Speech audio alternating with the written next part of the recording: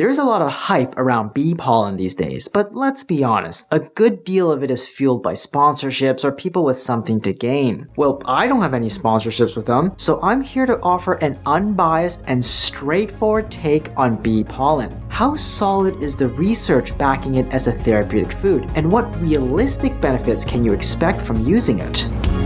Let's address the most popular myth right away. There's really no credible evidence that bee pollen can help increase breast size. The misconception likely comes from the theory that bee pollen might affect estrogen levels, but that idea is completely misinformed. Here's what the research actually says. By the way, if you're interested in honest reviews of supplements, be sure to subscribe to this channel and hit the notification bell to stay up to date. First, while some small studies appear to suggest that bee pollen may have some estrogen-like effects, these studies only involve cells in a lab dish, not real people. Lab studies like these can help identify possible ways a substance might work, but they don't prove that those effects will happen in humans. The human body is far more complex than isolated cells, and it processes substances differently. Plus, even in many of these lab studies, bee pollen didn't actually show any significant estrogen-like effects. To truly understand any potential effect, we need well-designed human studies. Second, there are actually a handful of small human studies on various bee products, including bee pollen.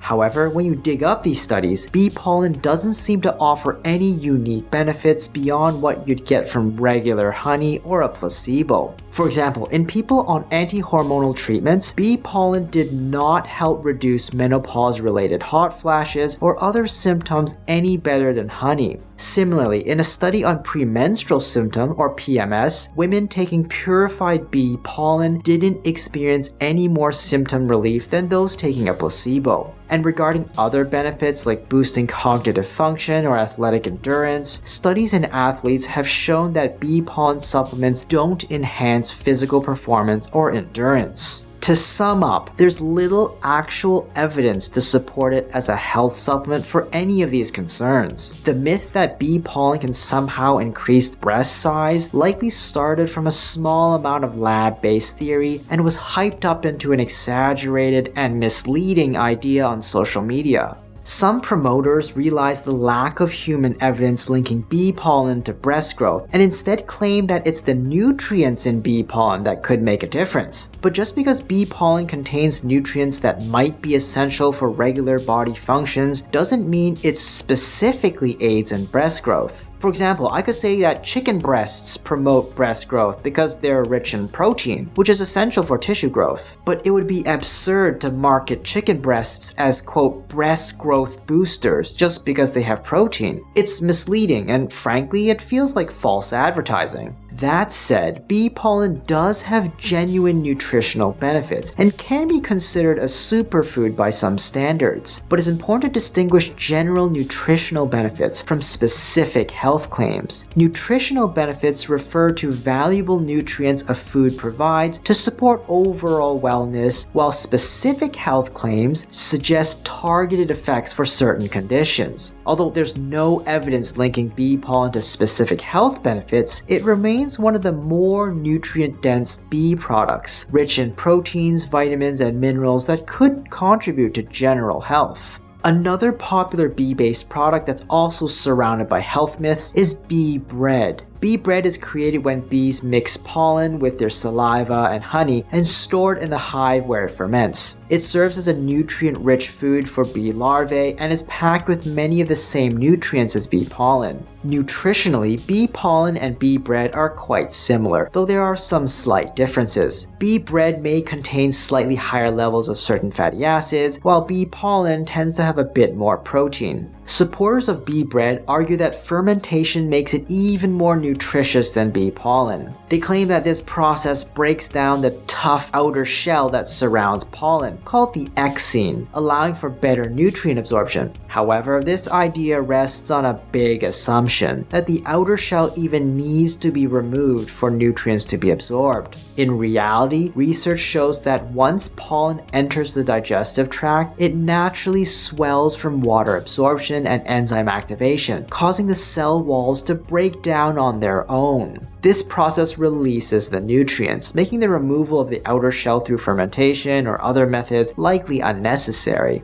What about other bee-based products? How do they measure up to bee pollen in terms of their researched health benefits? Starting with honey. It's primarily made of sugars like glucose and fructose, along with vitamins, minerals, enzymes, and antioxidants. Honey is valued for its antimicrobial and wound healing properties and is often applied to burns, ulcers, cold sores, and wounds. It's also popular as a natural cough remedy, especially for children over 2. Propolis, the resinous material bees use to seal their hives, is rich in polyphenols, flavonoids, and other beneficial compounds. It's believed to have antimicrobial, antioxidant, and anti-inflammatory effects, making it a common topical treatment for cold sores. Some studies suggest it might also improve blood sugar control in people with type 2 diabetes.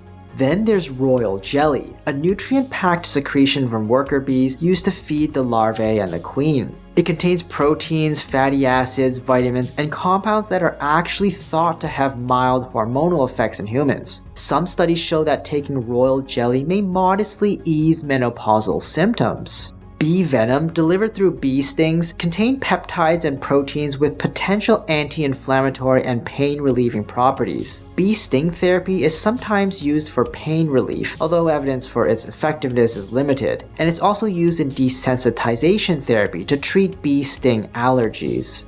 Compared to these products, bee pollen and bee bread have far weaker research backing specific health benefits, with few human studies supporting their use. While bee pollen and bee bread offer good nutritional value, they don't really provide anything unique that you can't get from other nutrient-rich foods like fruits, vegetables, nuts, and seeds. Plus, getting your nutrients from bee products can be pricey. For example, flaxseed, rich in similar fatty acids, proteins, and vitamins, costs around $30 for 10 pounds. Chia seeds are about $50 for the same amount. Bee pollen, though, jumps to over $100 for 10 pounds. And more exotic superfoods like spirulina and chlorella are around $200. Bee bread, the priciest, can cost a staggering $1,000 for the same quantity. In the end, bee pollen is a pricey, nutrient-dense food, but it's unlikely to make a noticeable impact on any medical conditions, let alone influence breast size. But maybe bee pollen is less about the benefits it promises and more about enjoying a unique food while trying to support those hardworking, adorable bees.